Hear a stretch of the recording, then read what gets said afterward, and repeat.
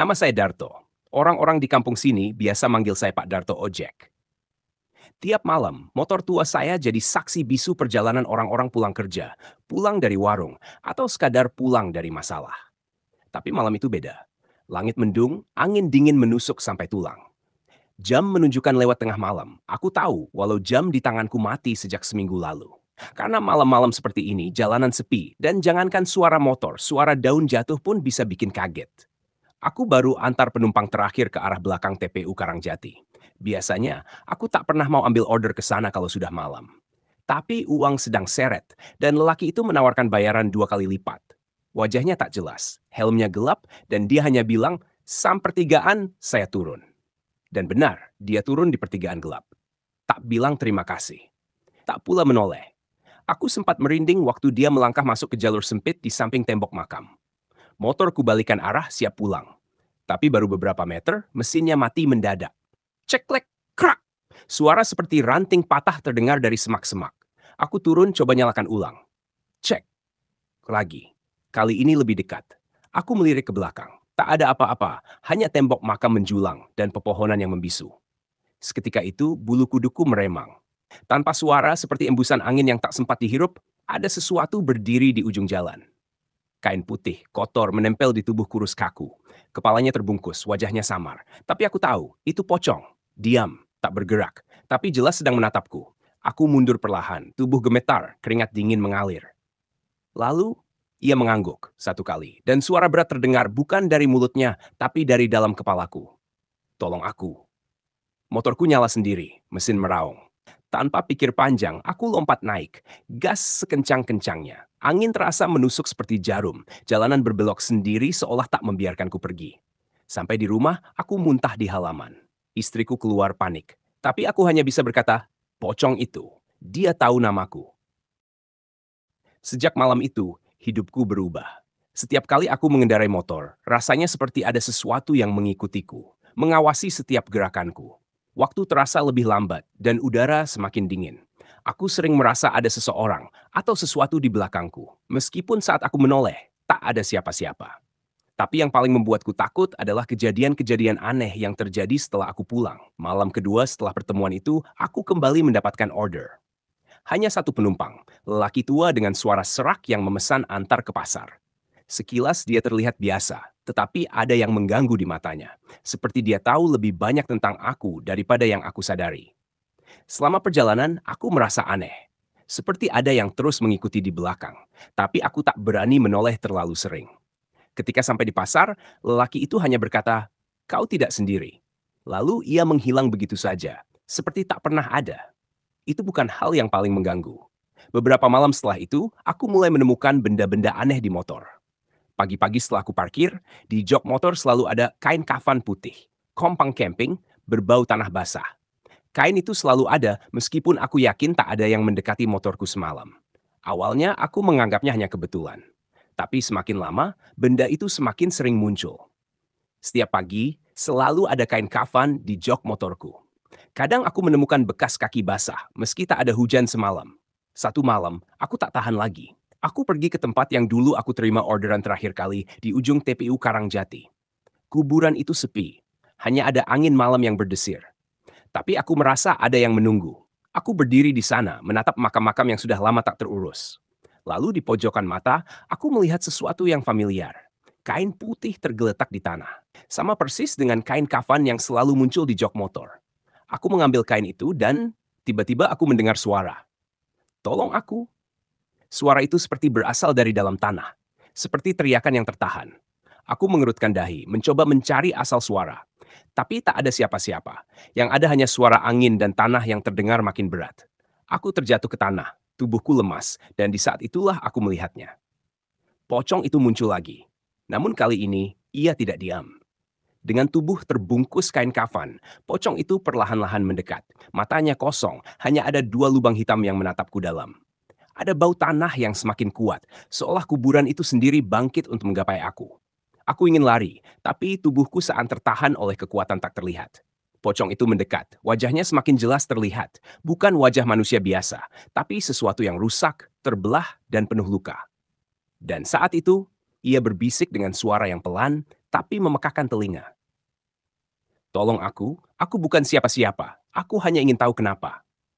Aku menatapnya bingung, mulutku terbuka, tapi tak ada kata yang keluar. Aku merasa tubuhku terkunci di tempat, terjerat dalam pandangannya yang mengerikan. Pocong itu mengulurkan tangannya seakan meminta bantuan. Kenapa kau mengikutiku? Aku akhirnya bisa berbicara dengan suara tercekat. Pocong itu hanya menatapku, tak menjawab. Suasana di sekitar menjadi semakin mencekam. Rasanya seperti waktu berhenti. Udara terasa berat, dan langkah kaki tak bisa lagi terasa. Pocong itu tetap diam, hanya mengawasi, dan aku merasa seolah-olah ia menunggu sesuatu dariku. Tapi apa yang harus kulakukan? Apa yang bisa kulakukan? Sudah 3 malam aku tak bisa tidur. Setiap kali mata ini terpejam, wajah pocong itu muncul dalam mimpi. Bukan hanya diam, tapi bergerak perlahan seperti merayap masuk ke dalam pikiranku. Aku tak pernah percaya hantu. Dulu, sekarang, aku bahkan tak berani lagi berkendara setelah Isya. Motor tua kesayanganku kini seperti benda terkutuk. Setiap kali duduk di atasnya, dada ini terasa berat, seperti ditindih beban yang tak kasat mata. Tapi malam itu, aku terpaksa narik. Istriku demam, dan uang tinggal recehan. Sekitar jam 8 malam, aku dapat penumpang. Anak muda pakai jaket hitam dan helm. Ia minta diantar ke daerah kebun belakang desa. Jalur itu sepi, tak ada lampu jalan, dan pohon-pohon menjulang seperti barisan penjaga makam. Sepanjang jalan, aku bicara, tapi dia tak menjawab. Aku lihat lewat spion. Dia hanya diam, menunduk. Anehnya, bayangannya di kaca spion. Berbeda. Wajahnya putih sepenuhnya. Tanpa mata, tanpa hidung, hanya 2 lubang hitam dan senyum kaku yang menganga. Aku spontan menoleh ke belakang. Tapi yang kulihat hanya penumpang biasa, jaket hitam dan helm. Spionku pecah begitu aku refleks menghentak rem. Dek. Motorku berhenti tepat di tengah kebun pisang yang gelap. Penumpang itu turun tanpa berkata apa-apa, lalu berjalan masuk ke semak. Aku diam, tangan gemetar. Lalu, dari kaca spion yang retak, aku melihat sesuatu. Di balik pohon, sesosok putih berdiri tegak. Pocong itu. Matanya menatap lurus ke arahku. 2 mata putih mengambang di dalam lubang gelap wajahnya. Tidak seperti sebelumnya, kali ini aku bisa melihat rasa sakit dan kesedihan di dalam tatapannya. Aku balikkan motor, gas kencang pulang. Tapi saat tiba di jalan utama motorku mati. Lagi, aku coba nyalakan tapi tak berhasil. Angin berembus, suara dedaunan berdesir seperti bisikan. Aku tahu dia di dekatku. Dan benar saja, saat aku menoleh ke kaca spion yang setengah pecah, mataku bertemu lagi dengan 2 mata putih itu. Tapi kali ini ia tak hanya menatap, ia menangis. Air mata hitam menetes pelan dari matanya, menodai kain kafan yang sudah kotor. Lalu terdengar suaranya, pelan seperti bisikan tertahan. Aku hanya ingin pulang. Aku terduduk di jalanan, tak bisa berkata apa-apa. Dadaku sesak, entah karena takut atau karena rasa iba. Pocong itu masih berdiri, tak bergerak. Tapi dari tubuhnya, aroma tanah basah dan bunga Kamboja semakin menusuk. Dan untuk pertama kalinya, aku mulai merasa bahwa dia bukan hanya makhluk menyeramkan, tapi juga seseorang yang tersesat dan kesepian. Malam itu, aku pulang dengan tubuh menggigil. Bukan karena angin malam, tapi karena perasaan yang belum bisa kuterjemahkan. Antara takut, bingung, dan kasihan. Aku tak cerita ke siapa-siapa. Bahkan pada istriku yang biasanya paling cerewet soal hal-hal gaib. Aku cuma bilang motor mogok dan itu pun membuatnya mengomel karena uang setoran jadi berkurang. Tapi bukan itu yang menggangguku. Yang menggangguku adalah suara lirih itu. Aku hanya ingin pulang. Pulang kemana? Siapa dia sebenarnya? Kenapa harus aku? Besoknya, siang hari, aku nekat ke makam. Ya, ke tempat pertama aku melihat dia muncul. Aku berpikir, mungkin kalau aku tahu siapa dia, aku bisa bantu. TP Karangjati bukan makam besar, tapi karena sudah tua dan tak terurus, nisan-nisan di sana sudah banyak yang tak terbaca. Aku datangi satu persatu. Tanganku menyusuri batu nisan yang retak, membaca nama-nama yang sebagian besar tak kukenal. Sampai pada satu titik, aku menemukan makam tanpa nama. Cuma kayu rapuh, hampir rebah, tanpa huruf satupun. Tapi entah kenapa, tubuhku merinding saat berdiri di depannya. Dan tiba-tiba, angin berhenti. Suara burung pun lenyap. Dunia terasa hening. Lalu suara itu muncul lagi. Itu bukan tempatku. Suara itu datang dari belakangku. Tapi saat kutoleh, tak ada siapa-siapa. Hanya daun-daun pisang yang terombang pelan dan aroma bunga yang menyengat. Tubuhku kaku, tapi aku coba bicara. Kalau bukan ini, makammu di mana? Tak ada jawaban. Namun di tanah, di depan makam tak bernama itu, kain kafan muncul lagi. Kain yang sama, basah, penuh noda tanah dan ujungnya sobek. Lalu terdengar lagi bisikan lirih. Aku dikubur, bukan di tempatku. Detak jantungku seperti ditarik dari dalam dada. Dikubur bukan di tempatku? Apa maksudnya dia dikubur di makam yang salah? Kenapa bisa begitu? Aku berlutut di tanah, menyentuh kain itu dengan jemari gemetar. Dan saat kulitku menyentuh serat kain kafan itu, sebuah gambar terlintas dalam benakku. Bukan gambar biasa, tapi seperti ingatan orang lain yang tertanam di kepalaku. Seorang lelaki menangis di malam hari. Seseorang dikubur terburu-buru, nama yang salah di batu nisan, dan tubuh yang tak benar-benar diterima di tempat peristirahatan. Aku terlempar ke belakang, terengah-engah.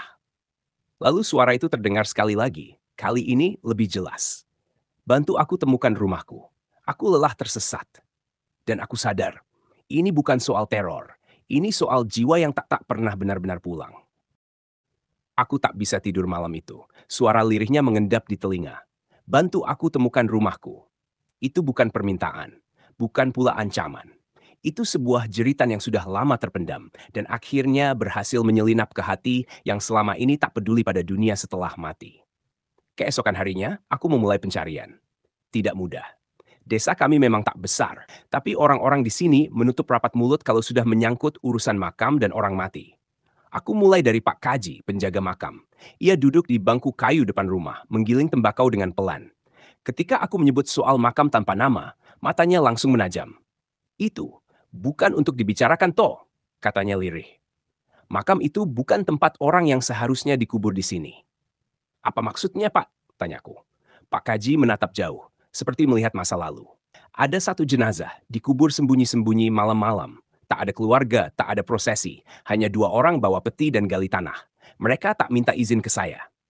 Siapa dia? Pak Kaji menggeleng. Tak pernah tahu. Waktu saya tanya, mereka bilang cuma mau nitip mayat. Katanya keluarganya jauh. Tapi aku curiga, toh. Jenazah itu bukan dari desa ini. Dek, suara itu kembali menggema di kepalaku. Aku dikubur, bukan di tempatku. Apa Pak Kaji lihat wajahnya? Tanyaku sedikit ragu. Ia terdiam lama sebelum menjawab. Sebentar, hanya sekilas. Tapi ada yang aneh. Apa? Mata jenazah itu belum benar-benar tertutup. Bulu kuduku berdiri. Apa maksudnya? Biasanya, mayat akan tenang kalau matanya sudah terpejam. Tapi yang ini, matanya seperti menatap memohon, seperti belum siap dikubur. Aku menelan ludah. Rasanya leher ini seperti dicekik rasa takut yang mengental. Pak Kaji menunjuk arah kebun belakang makam. Kuburan itu di ujung. Tapi sejak dikubur, selalu ada suara dari sana tiap malam Jumat. Tangisan, rintihan, kadang suara minta tolong. Aku pamit tanpa banyak kata. Tapi sebelum pergi, Pak Kaji memanggil pelan. Kalau kau benar-benar ingin bantu dia, cari tahu siapa dia. Namanya pernah ditulis di papan kayu. Tapi malam ketiga setelah dikubur, hujan besar datang. Papan itu jatuh dan hilang. Aku pulang dengan kepala penuh tanya. Malam itu aku kembali ke kubur tanpa nama. Kududuk di depan pusara, hanya aku, angin, dan suara dedaunan. Lalu tiba-tiba sebuah suara muncul lagi, lebih jelas dari malam sebelumnya. Namaku dicabut, aku dibuang seperti sampah. Tanganku gemetar. Tapi aku menjawab, aku akan cari tahu siapa kamu. Aku janji. Lalu dari balik kerumputan di sekitar nisan, aku melihat selembar kertas basah. Kumal. Saat kuangkat dan kualus perlahan, samar-samar terlihat huruf-huruf di sana. Seperti tulisan tangan yang setengah terhapus hujan. P.I. Aku menatap nisan kosong itu lagi. Kini aku punya nama. Sabil. Nama yang pernah dimiliki. Nama yang direnggut. Nama yang mungkin bisa mengantarnya pulang. Bersambung ke bagian 6, jalan pulang Sabil. Malam itu, aku pulang dengan membawa nama. Sabil. Nama itu berputar-putar di benakku, seperti suara yang mengendap di kepala dan tak mau keluar.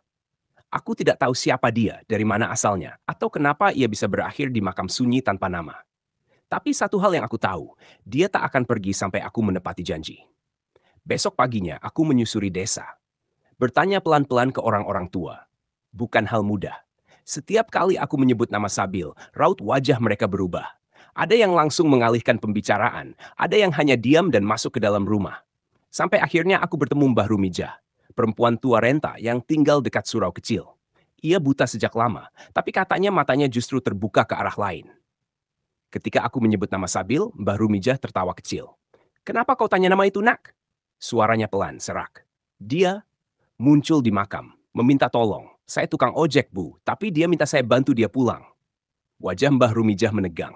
Tangannya gemetar memegang ujung selendang lusuh yang melilit lehernya. Jadi, dia belum juga pergi? Aku mengangguk pelan. Siapa dia sebenarnya? Perempuan tua itu menarik napas panjang. Sabil bukan orang sini. Dia anak pendatang. Ibunya dulu kerja jadi pembantu di rumah orang kaya di kota. Tapi Sabil lahir di sini. Sejak kecil, dia dibenci. Kenapa? Mbah Rumijah terdiam lama sebelum akhirnya bicara lagi. Kali ini suaranya seperti bergetar. Karena katanya, dia lahir bukan dari pernikahan. Warga menyebutnya anak haram, anak setan.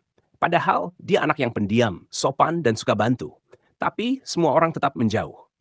Aku menggenggam lututku erat-erat, menahan marah pada cerita yang terdengar begitu tidak adil. Lalu, suatu malam, dia menghilang. Ibunya juga. Katanya kabur. Tapi 3 hari kemudian, orang-orang temukan tubuhnya di pinggir sungai, tak bernyawa. Siapa yang temukan? Tak jelas. Semua bungkam. Tapi waktu jenazahnya dibawa, tak ada satupun keluarga yang mengaku. Tak ada yang mau menggali lubang. Akhirnya 2 orang asing datang diam-diam dan mengubur dia di ujung makam. Aku terdiam. Berarti dia benar-benar dibuang ya? Mbah Rumijah mengangguk. Bahkan setelah mati, dia tetap dianggap aib. Hatiku terhimpit rasa bersalah. Bukan karena aku yang menyakitinya, tapi karena aku jadi bagian dari dunia yang diam saat seseorang diperlakukan begitu kejam. Lalu apa yang harus saya lakukan, Bu?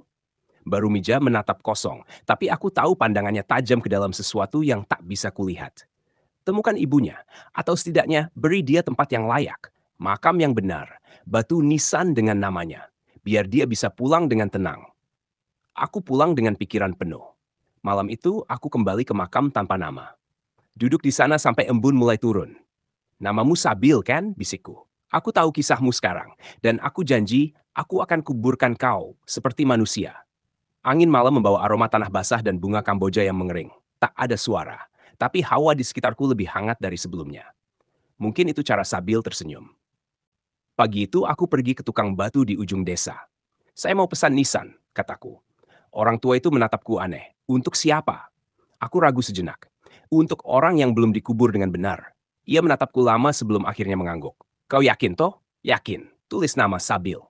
Ketika aku keluar dari bengkel batu itu, kabar sudah menyebar seperti angin panas. Anak-anak muda menatapku aneh. Ibu-ibu membicarakan di balik pagar, dan malamnya Pak RT datang ke rumah. Kau ini kenapa toh? Bikin rusuh desa aja. Itu makam udah ditutup, jangan diganggu lagi. Pak RT, dia cuma minta nisan, biar tenang, biar bisa tidur. Pak RT menghela napas keras. Kau tahu nggak, sejak jenazah itu dikubur, banyak yang sakit. 3 orang meninggal tiba-tiba. Ayam-ayam mati tiap malam. Anak kecil kerasukan. Sekarang kau malah bangunin lagi? Aku menatap mata Pak RT dengan tegas. Justru karena itu dia belum tenang, makanya dia mengganggu. Pak RT tidak menjawab. Ia pergi tanpa salam. Tapi malam itu keheningan tak datang. Sekitar tengah malam pintu rumahku diketuk 3 kali. Tok, tok. Aku bangkit perlahan, hati berdegup tak karuan. Tapi tidak ada siapa-siapa di luar. Hanya udara dingin yang menusuk dan suara angin yang membawa bisikan. Jangan berhenti, Darto. Aku menunggu. Keesokan harinya, nisan sudah jadi. Batu hitam sederhana dengan ukiran nama. Ku bawa nisan itu ke makam. Tapi belum sempat aku pasang. Langkah-langkah tergesa datang dari arah belakang. 5 orang pemuda desa mendatangiku. Hei toh, hentikan. Kami nggak mau kutukan ini makin parah. Kalau kau pasang itu berarti kau undang dia. Aku berdiri tegak. Dia cuma ingin dikenal, dikenang, dihormati seperti manusia. Mereka tak peduli. Salah satu dari mereka merebut batu nisan dari tanganku, mengangkatnya tinggi-tinggi. Jangan, teriakku. Tapi sudah terlambat. Nisan itu dilempar ke tanah dan pecah jadi 2. Dan saat itu juga angin berhenti. Burung-burung yang biasa ribut di pohon sunyi seketika. Suasana seperti membeku. Lalu terdengar suara, bukan dari tenggorokan manusia. Kalian menolak jasadku. Sekarang aku menolak tidur kalian. Tanah di bawah kaki mereka bergetar. Salah satu dari mereka menjerit, matanya membelalak. Ada tangan dari dalam tanah. Yang lain lari. Tapi 1 orang tak sempat. Terseret tanah lembek yang seperti menyedot tubuhnya ke dalam. Aku hanya bisa berdiri, kaku. Dari sudut makam, samar-samar kulihat sosok berjubah putih. Berdiri diam, dengan kepala tergantung di satu sisi. Matanya menatapku, tapi bukan dengan benci. Dia seperti berkata, jangan takut toh, ini bukan untukmu. Aku mengubur pecahan nisan itu sendiri. Dengan tangan kotor, mata panas, dan dada sesak oleh perasaan yang tak bisa kusebut. Malam mulai turun saat aku selesai meratakan tanah, tapi aku tidak beranjak. Aku hanya duduk, menunggu, dan ia datang. Sabil, pocong itu muncul dari balik kabut tipis di sekitar pemakaman. Tubuhnya gemetar perlahan, seperti asap putih yang melayang rendah. Matanya masih menghitam, tapi bukan dengan amarah. Ia berhenti tepat di hadapanku. Aku tak bisa bicara, tak bisa bergerak, tapi tidak juga lari. Lalu ia duduk tepat di sampingku, seolah kami hanya dua orang lelaki duduk menatap langit yang gelap. Aku tidak bisa pergi, toh. Suaranya terdengar jauh, seolah berasal dari balik tanah dan kenangan. Aku tahu, bisikku. Kau belum pulang. Ia menunduk. Ibu masih hidup, tapi dia tak berani kembali ke desa ini. Mereka usir dia setelah aku mati. Katanya dia pembawa sial. Air mataku hampir keluar. Di mana dia sekarang? Sambil memandang ke arah utara. Di kota, di rumah kecil dekat stasiun. Sendiri, namanya Najwa. Aku mengangguk pelan. Aku akan mencarinya. Lalu dia bangkit. Namun sebelum pergi, ia menoleh padaku dengan wajah yang perlahan berubah. Wajah seorang anak laki-laki bukan lagi pocong. Masih penuh luka, tapi matanya memancarkan harapan. Terima kasih sudah mau dengar. Tak semua orang percaya pada suara orang mati. Dan malam itu, Sabil menghilang. Tapi desaku tidak. Keesokan harinya, mayat pemuda yang semalam diseret tanah ditemukan. Tubuhnya kaku, wajahnya putih pucat, dan tangannya mencengkeram tanah seperti ingin keluar. Orang-orang mulai bicara tentang Sabil, tentang nisan yang dihancurkan, tentang dosa masa lalu yang bangkit menagih. Dan aku Darto, tukang ojek yang tak pernah ingin tahu soal dunia orang mati, kini harus ke kota. Mencari seorang ibu bernama Najwa agar anaknya bisa pulang. Langit kota selalu terasa berat. Tak ada kabut di sini, tapi sesaknya jauh lebih pekat dari desa yang diganggu pocong. Aku datang dengan satu nama, Najwa, ibunya Sabil. Seorang ibu yang diusir karena kematian anaknya dianggap pembawa sial, lalu dilupakan. Alamatnya kudapat dari seorang pedagang tua yang dulu pernah tinggal di desa. Rumahnya berada di gang sempit, dinding catnya mengelupas, dan pagar bambu itu nyaris runtuh. Aku mengetuk pintunya pelan. Sekali, dua kali. Lalu terdengar suara lirih dari dalam. Siapa? Bu Najwa, saya Darto, dari desa. Pintu itu terbuka perlahan. Seorang wanita tua, keriput dan kecil, berdiri dengan mata yang tampak selalu menangis. Darto, bisiknya, seolah takut namaku hanya bayangan. Iya, Bu. Saya datang untuk bicara soal Sabil. Tubuhnya melemas. Ia duduk di kursi kayu dekat pintu. Tangan bergetar menutupi mulutnya. Aku masih dengar suaranya tiap malam, katanya. Kadang dia manggil dari dalam mimpi. Kadang dari dapur. Aku menatapnya dalam-dalam. Dia belum tenang, Bu. Tapi dia nggak marah. Dia cuma rindu pulang. Tangisnya pecah. Hari itu aku ceritakan semuanya. Tentang pocong yang mengikutiku. Tentang makam tanpa nisan. Tentang permintaan sederhana dari jiwa yang ditinggalkan. Dan akhirnya, Ibu Najwa setuju untuk ikut pulang. Ia minta waktu satu malam untuk berdoa dan menyiapkan kain putih yang dulu sempat ia jahit untuk anaknya. Kain kafan yang tidak sempat ia pakai sendiri. Kami pulang ke desa keesokan harinya. Perjalanan yang sunyi. Tak ada satupun kata keluar dari mulut kami. Tapi udara di sekitar terasa berbeda, seperti ada sesuatu yang menunggu. Sampai di makam, langit mulai menghitam, padahal belum malam. Kami berdiri di depan pusara itu, yang masih tanpa nisan, hanya batu kecil dan bekas tanah yang dulu kuuruk sendiri. Bu Najwa bersimpuh. Ia membuka kain kafan putih itu dan letakkan di atas pusara. Lalu ia bisikkan doa yang membuat bulu kuduku berdiri. Sabil nak pulanglah, ibu di sini. Ibu nggak akan pergi lagi. Dan saat itu juga angin berhenti. Udara menjadi beku. Aku mendongak dan melihatnya. Sabil berdiri tepat di belakang ibunya. Wajahnya tenang. Tak ada darah. Tak ada luka. Hanya seorang anak laki-laki yang akhirnya menemukan jalan pulang. Ia menatapku, mengangguk pelan. Lalu perlahan tubuhnya memudar, menyatu dengan kabut yang turun diam-diam dari langit. Tak ada suara, tak ada jeritan, hanya ketenangan yang menggema di malam itu. Desa pun kembali damai. Tak ada lagi suara guling jatuh. Tak ada lagi wangi tanah basah saat tidur. Tak ada lagi pocong di balik pohon bambu. Dan aku, Pak Darto, hanya tukang ojek. Yang kini tahu bahwa bahkan arwah pun hanya ingin satu hal, pulang.